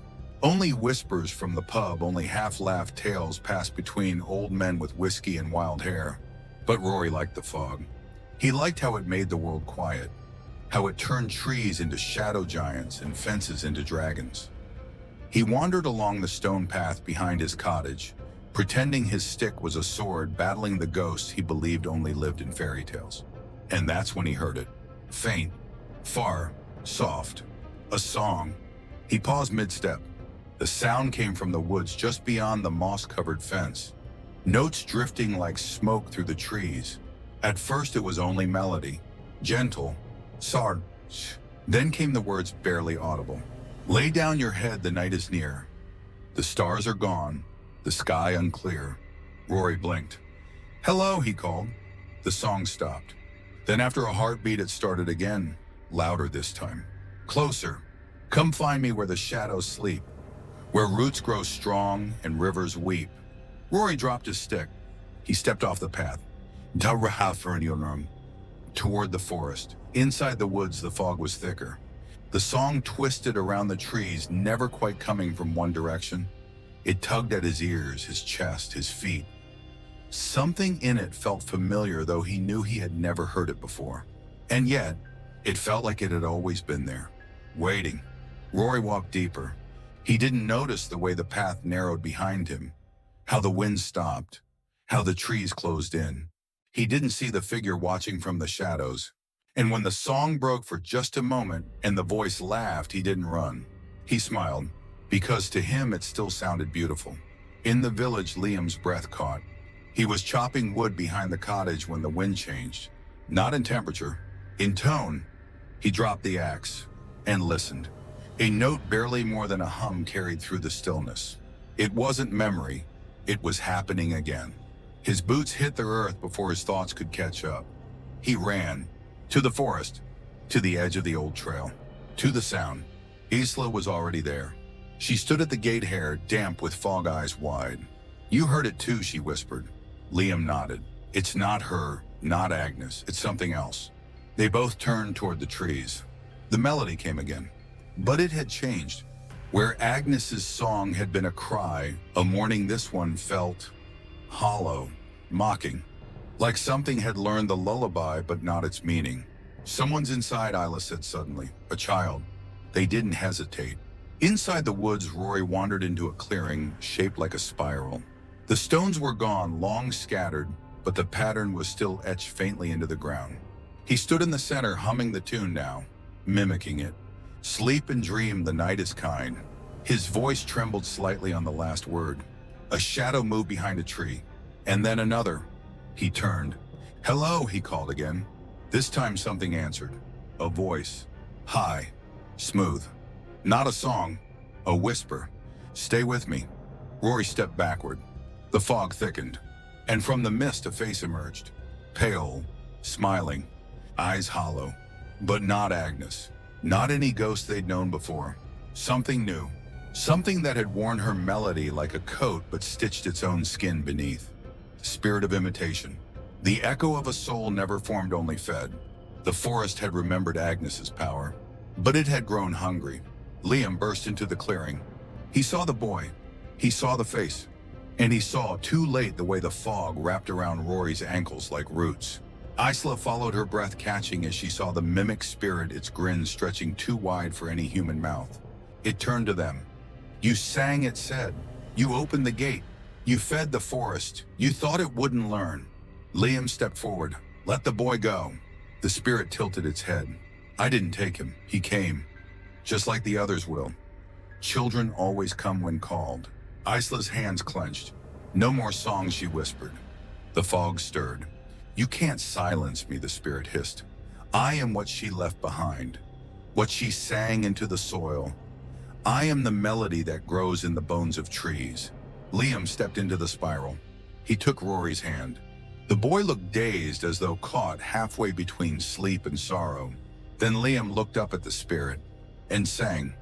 The melody wasn't Agnes's, wasn't the final verse. It was the first. The one Liam had hummed when he first met Isla before the spiral, before the fog. It was his song. One born of memory and choice, not grief, not hunger. The spirit flinched. The fog wavered. And Isla, tears in her eyes, joined in. Two voices, human, whole, together. And in that moment, the mimic spirit screamed. It tried to sing back, but the notes fell flat. It twisted, warped, and dissolved, not into mist, but into silence.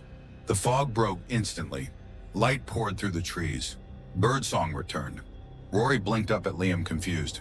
"Where's the lady?" he asked softly. "She's gone," Liam said, "and she's not coming back." Isla knelt beside him. "You have to promise something," she said gently. Rory nodded. "If you ever hear a song in the woods again, you run." He blinked, then nodded again, and took both their hands. The spiral was buried that night. For real. They carved new stones, blank, unmarked, just to weigh the memory down. Liam wrote one final line in his notebook before locking it in the old chest by the fire. She sang to be heard. We listened, but someone else listened too. Years passed. Children grew. Fog came and went, but no more songs were heard. Until one day on a distant hill, in another village, a girl paused at the forest's edge and heard something soft and old. A voice perhaps, or just the wind. She listened. And in that moment, she had a choice: to follow it, or to run. And maybe she did, and maybe she didn't. But somewhere deep in the woods, the melody began again. The thank you. The voice stopped. The air stilled. And the fog began to lift. The imaginary friend.